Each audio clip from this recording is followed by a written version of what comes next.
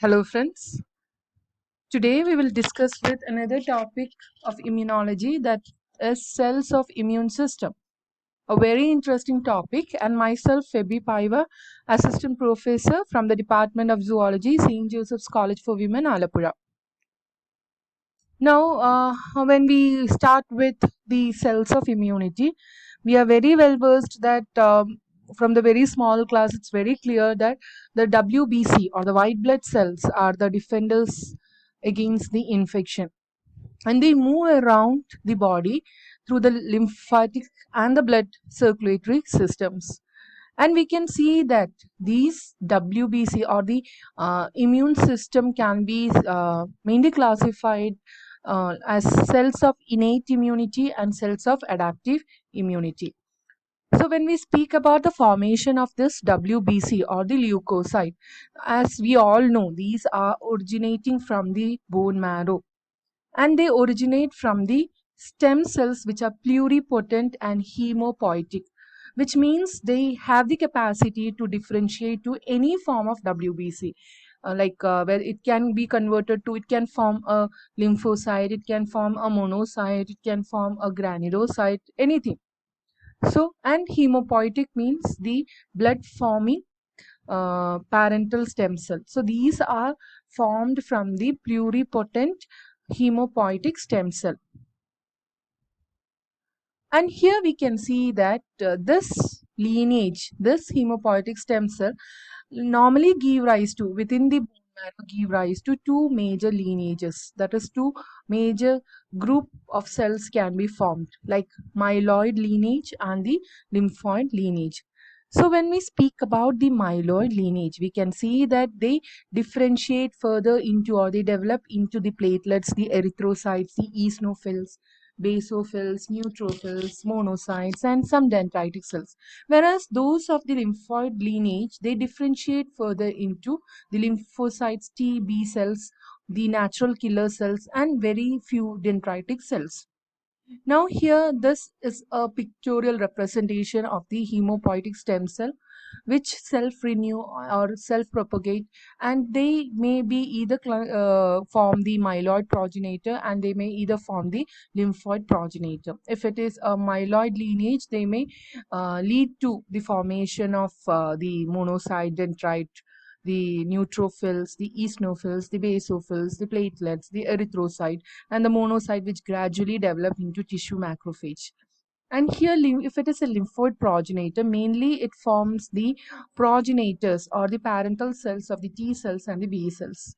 And the lymphoid progenitor, which will directly form the natural killer cell or the null cell, which do not have any receptors like this.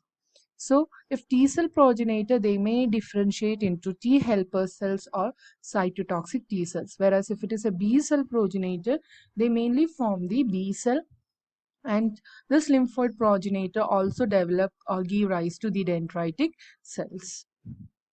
Now, when we speak about the different types of leukocytes, from the very first class, we are very familiar.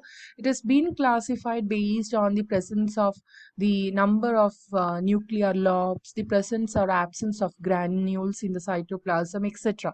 So, based on that, they are being broadly classified as granulocytes and agranulocytes. If we speak with granulocytes, we can see that most of them are multi-lobed, possess multi-lobed nuclei. And another characteristic feature is that they have a conspicuous cytoplasmic granules within the cytoplasm. And when I speak about agranulocyte, we can say that these are normally having a single, or in a very simple words, I could say that it is having no lobes. That means unlobed nucleus they are having, and the cytoplasm is devoid of any granules. And the agranular leukocytes, they are normally derived from lymphoid or myeloid lineage precursors, and account for about 35 to 38% of the leukocytes in circulation. And now, when we speak about the pictorial representation, we can very well see the agranular cells like lymphocyte, plasma cells, the monocytes, the dendritic cells, whereas the granular leukocytes, which forms the eosinophils, basophils, neutrophils, etc. And here this is a tabular column which differentiate the cells which are being having the innate immunity function and those which are mainly concerned with the acquired immunity function. So here in the innate immunity we could see that the erythrocytes, leukocytes, the neutrophils, the eosinophil, the basophil, the monocytes, they are mainly components of innate immunity, whereas the lymphocytes, specifically the B and the T cells, are mainly responsible for acquired or specific type of immunity. Now we'll start with the cells of the innate immune system. So as we very well know that the innate immune is mainly concerned with the first line of defense and they are non-specific. And here the cells which involve are the myeloid cells lineage, like the neutrophils, eosinophils, the basophils, the mast cells, the monocytes and the tissue macrophages, the dendritic cells. Other than that, from the lymphoid cell lineage also some of them contribute. Those are nothing but the natural killer cells or the null cells.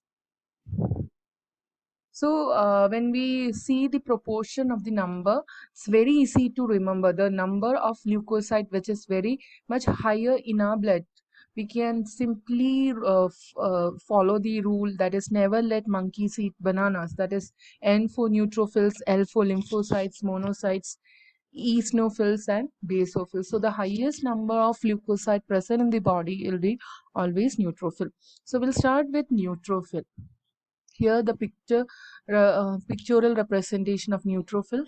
Here it's very clear the nucleus is multi-lobed, more than two lobe at least, and the 60%, as I said, the majority of the leukocytes WBC are the neutrophils. About 60% of the total leukocytes is being made are neutrophils, and we can see that they are multi-lobed, that is two or more than two. Mostly it is about two number of lobes could be seen in the nucleus, and 95% of all, when we take the granulocytes exclusively, we could say that about 95% of the granulocytes are neutrophils.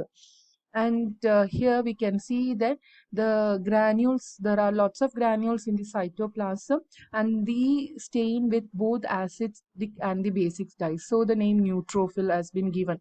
And they are often called by another term, that is polymorphonuclear cells, because of the different morphology of the nucleus. That is, the number of lobes may vary. And the main function of this neutrophil is inflammation and phagocytic. Now, when we speak in detail, we could say that these are the ones which arrive a inflammatory site, the first to arrive the inflammatory site. And they extravasation could be seen, that is, they leave the blood or the endothelial cells into the tissue region. And they attracted into the tissue by some chemical factors stimulated by tissue damage. And in the tissue, they are active phagocyte and they destroy the ingested microorganisms or the damaged cells. So likewise, they bring about their phagocytic function. Second one is the eosinophil. These are the ones, as you could see the picture, it is the bilob, just having a bilobed nucleus. And the cytoplasmic granules, they are also having chorus type of cytoplasmic granules which are being stained by the acidic dye eosin. Hence its name as eosinophils, eosin loving. And these are the cells, these are the granulocytes which forms about 2 to 5% of the total WBC. By nature, these are motile. They have some amount of phagocytic function and they are particularly active in parasitic infections. They are responsible or involved in asthma. Actually, not respond, I should say, could be seen in large number when in an asthmatic condition. Now, how eosinophil brings about its killing is that they binds to the parasitic larva. We said parasite. They are majorly concerned with the parasitic infection. So here we can say that when there is a parasitic infection, they bind to the parasitic larva with a antibiotic molecule, with a antibody molecule. They release some proteins or other molecules from their granules, and these granules, these proteins or these chemicals, they are responsible to form pores on the target cell membrane, that is the parasite. So what happens is that when there is a parasite, when there is a pathogen in the body, these pathogens may get attached to the antibody, specific antibody. Now there is a antibody antigen complex may form, and with the antibody FC portion or the antibody with the antigen go and bind to the receptors on the eosinophil, which make them to release some kind of chemicals, and those may cause development of pores in the membrane of the parasite. So the membrane, so the organism leak out and the organism die.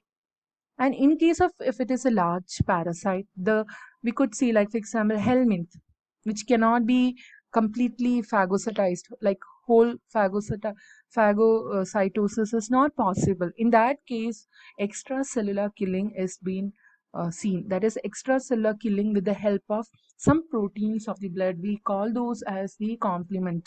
So using that complement pathway, the killing is being executed to kill, that is they kill a large parasite.